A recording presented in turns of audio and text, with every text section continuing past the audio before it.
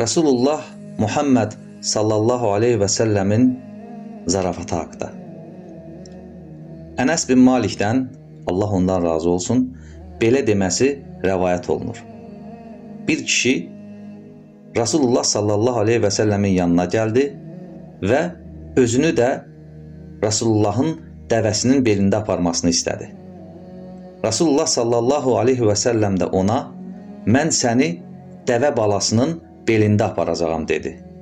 Həmin kişi, mən dəvə balasını nə eləyirəm axı ya Resulullah deyə etiraz etdi.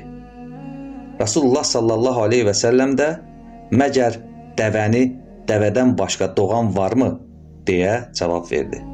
Resulullah sallallahu aleyhi və səlləm buyurur, mən zarafatda da ancaq həqiqəti deyirəm. Və sonda Allah Resulü sallallahu aleyhi və səlləmin ən çox etdiyi dualardan biri. Allah Resulü sallallahu aleyhi və səlləm bu dua ilə Allah Azze və Cəlləyə daha çox müraciət edərdi. Ey Rəbbimiz, bizə bu dünyada da, ahirətdə də gözəl neymətlər ver. Bizi cəhənnəm əzabından qoru.